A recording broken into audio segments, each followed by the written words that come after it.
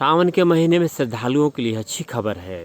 उत्तर प्रदेश के मिर्ज़ापुर जिले में स्थित माता विंध्यवासिनी का दर्शन अब रोपवे के माध्यम से भी श्रद्धालु कर सकेंगे। इससे संबंधित जो खबर है हम आपको अब विस्तार से बताते हैं। मिर्ज़ापुर स्थित विंध्याचल धाम में माता विंध्यवासिनी देवी का दर्शन अब श्रद्धालु रोपवे के माध्यम से आसानी से कर सकेंगे। 1 अगस्त को देश के गृह मंत्री अमित शाह और मुख्यमंत्री योगी आदित्यनाथ इसका शुभारंभ करने जा रहे हैं। अभी तक श्रद्धालुओं को माता विंध्यवासिनी के दर्शन के लिए काफ़ी चढ़ाई चढ़नी पड़ती थी। यह यूपी का पहला तीर्थ धाम है जहां रोपवे की सुविधा बहाल होने जा रही है। इसे बनाने में 16 करोड़ रुपया खर्च किया गया है। रोपवे के साथ ही मुख्यमंत्री के ड्रीम प्रोजेक्ट में शामिल 288 करोड़ की लागत से विंध्य कॉरिडोर योजना का शिलान्यास भी किया जाएगा। रोपवे को लेकर के श्रद्धालुओं में उत्साह है और इससे पर्यटन को भी विशेष बढ़ावा मिल सकेगा। माता विंध्यवासिनी धाम में आने वाले भक्त रोपवे से सैर को लेकर अत्यंत उत्साहित हैं। रोपवे की सुविधा होने से वृद्ध और दिव्यांग भक्तों को दर्शन पूजन करने में सहायता मिल सकेगी। त्रिकोण पथ पर पड़ने वाले काली खोह और अष्टभुजा मंदिर में जाने में सुविधा होगी। पर्यटकों के आने से स्थानीय लोगों को जरूर लाभ मिल सकेगा।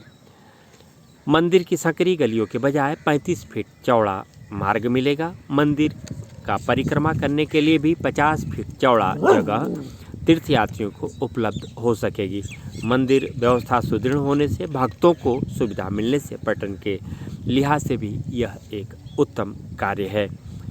अब नहीं चढ़नी पड़ेगी 225 सीढ़ियाँ, आराम से श्रद्धालु कर सकेंगे दर्शन।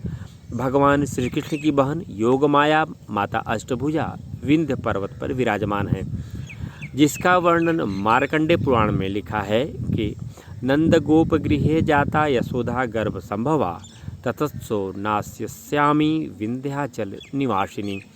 माँ के मंदिर पर जाने के लिए भक्तों को पहाड़ पर करीब 300 फीट की चढ़ाई चढ़नी पड़ती है।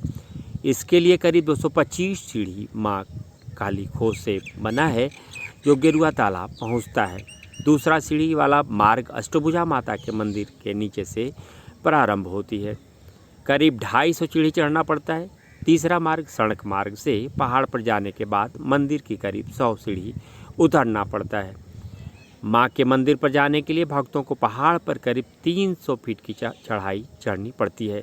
इसके लिए करीब 225 सीढ़ी माँ काली खोह से बना है जो गेरुआ तालाब पहुँचता है। 16 करोड़ की लागत से इसकी हुई है स्थापना। रोपवे से दिखेगा विविध प्राकृतिक सौंदर्य। जिलाधिकारी प्रवीण लच्छकार ने कहा कि लोकार्पण का इंतजार हम सब कर रहे हैं। 16 करोड़ की लागत से बने रोपवे का लोकार्पण 1 अगस्त को नियत है। रोपवे की सुविधा होने से श्रद्धालुओं को चंद सीढ़ी चढ़ने उतरने के बाद दर्शन सुलभ हो सकेगा। दर्शन के साथ ही प्राकृतिक सौंदर्य को भी लोग निहार पाएंगे।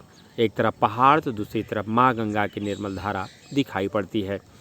400 मीटर लंबा होगा विश्वनाथ कॉरिडोर, जिसकी तर्ज पर विंध्य कॉरिडोर का निर्माण होने जा रहा है। वाराणसी का विश्वनाथ कॉरिडोर करीब 450 करोड़ से भी ज़्यादा की लागत से तैयार किया जा रहा है। कॉरिडोर के अंदर 24 भवनों का निर्माण किया जा रहा है। वहीं 39,000 वर्ग मीटर क्षेत्र के अंदर 400 मीटर लंबे भव्य कॉरिडोर का निर्माण किया जा रहा है। यह कॉरिडोर गंगा नदी के ललिता घाट से काशी विश्वनाथ मंदिर से सीधा जोड़ने वाला है। इससे श्रद्धालु माँ गंगा में स्नान करने के साथ ही उनका पावन जल लेकर सीधे बिना किसी रोक टोक के बाबा विश्वनाथ के मंदिर में प्रवेश कर सकेंगे। अब संकरी गलियों से होकर जाने वाले भक्तों को अब बेहद खुले स्थानों से होते हुए बाबा विश्वनाथ के दर्शन प्राप्त होंगे।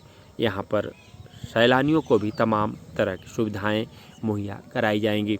ठीक इसी के तर्ज पर उत्तर प्रदेश के दक्षिणांचल में मौजूद सोनभद्र जनपद में भी विशेष कॉरिडोर का निर्माण करके माँ अमिला भवानी, बाबा मंगलेश्वर धाम, कुंडवासिनी धाम, जिरही माई, श्रीद्वार धाम और इसी तरह के विविध शक्तिपीठों को पर्यटन से जोड़ा जा सकता है। इससे यहाँ से विशेष आय भी होगी, स्थानीय स्तर के जो ज़रूरतमंद लोग हैं उनके भी विकास में विशेष योगदान हो सकेगा। हमें उम्मीद है कि जिस प्रकार से उत्तर प्रदेश में पहली बार विंध्य कॉरिडोर का निर्माण किया जा रहा है, जिसमें रोपवे की व्यवस्था कर दी गई है, ठीक उसी तरह से सोनांचल में भी, विशेषकर सोनभद्र जनपद में भी रोपवे का निर्माण करके विभिन्न शक्तिपीठ के केंद्रों को एक दूसरे से जोड़ करके इसे श्रद्धालुओं के लिए सहज बनाया जा सकेगा। इसी के साथ साथ पर्यटन की दृष्टि से भी अत्यंत महत्वपूर्ण सोनभद्र जनपद को वैश्विक मानचित्र पर उभारा भी जा सकेगा। जय माता दी।